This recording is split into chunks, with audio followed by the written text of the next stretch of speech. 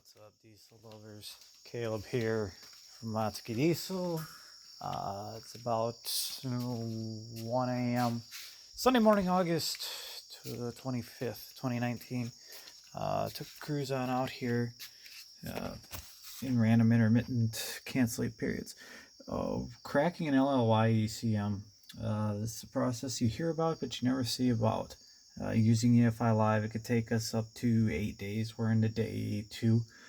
Looks like we're at attempt 30,265 and we have not yet been successful. Thought you might find that interesting.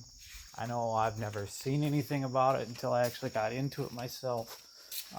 Just a horror story. It's going to take 8 days, or most of the guys out there, they're trying to upsell you a new ECM. Got to buy a new ECM. The major tuners are hooked up with ECM tuning retailers, and that's their answer. But what I really keen to put you, I'm gonna put you down here. What I really wanted to show you today is Bosch injector nozzle.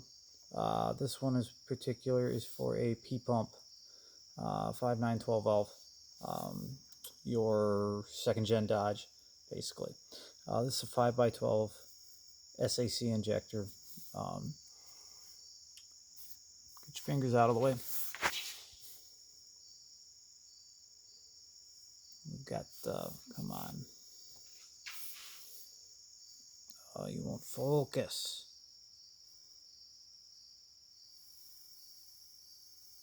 There you can kind of see it. You got the fluid sac hanging off the end, which creates a, as the injector closes, there's a sac of fluid here that is collected, and it shoots that out, which creates a large burst at the end of injection.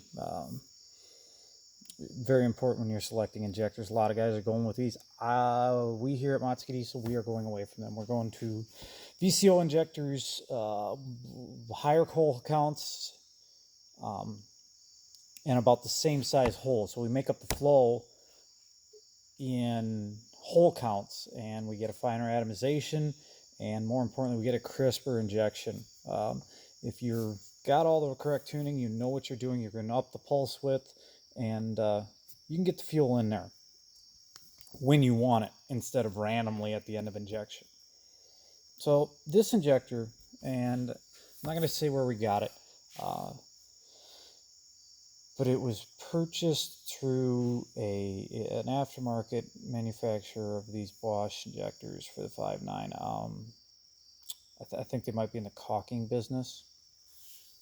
And I wanted to disassemble this and show this to you today of what you're really getting with your aftermarket injectors.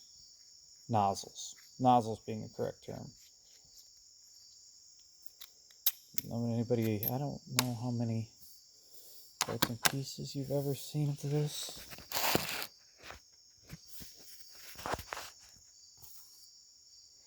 Get you tipped up there a little bit better.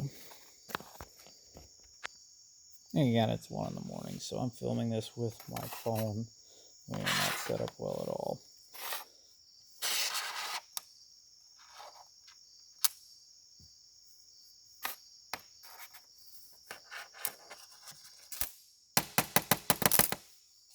If anybody, a lot of you, I would assume, have never seen inside one of these, come on. This is what you get.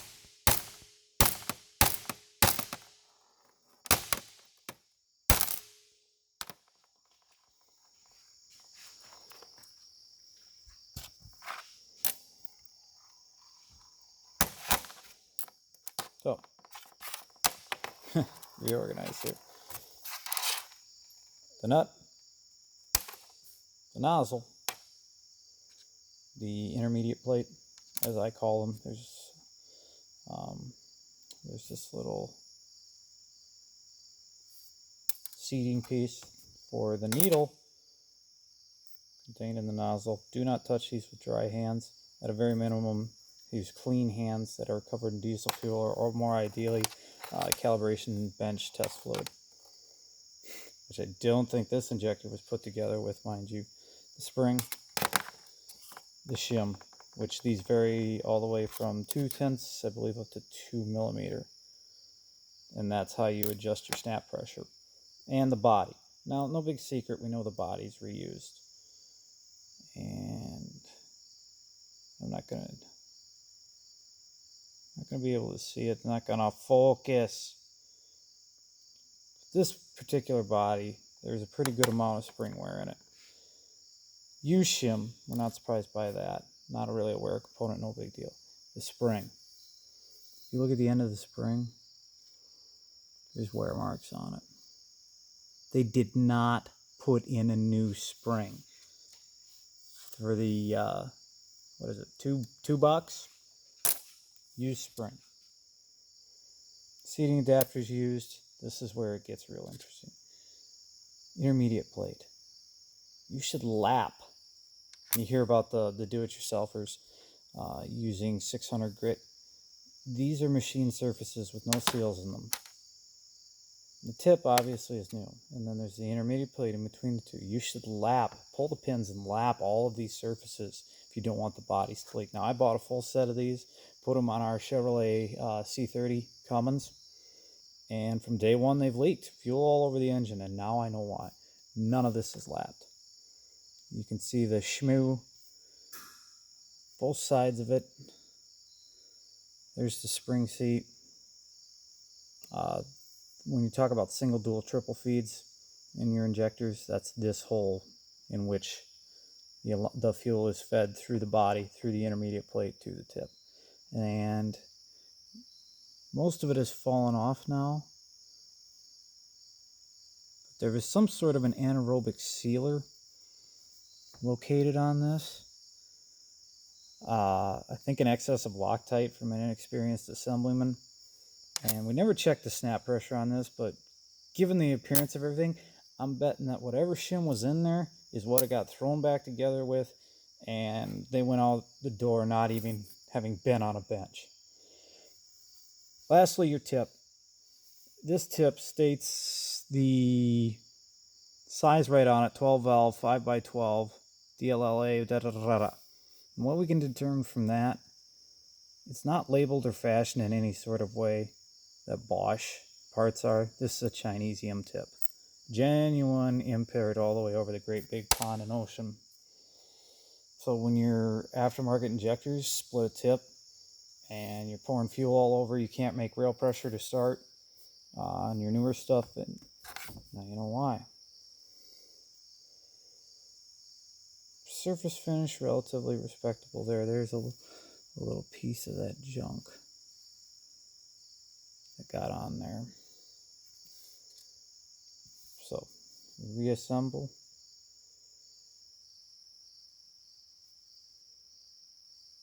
Plate side oriented correctly, like that.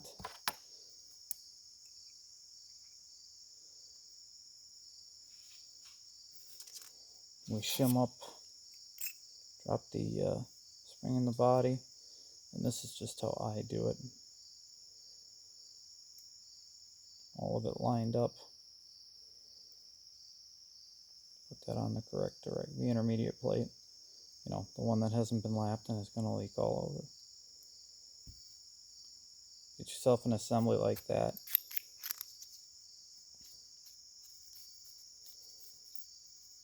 Spin her all together, torque it up.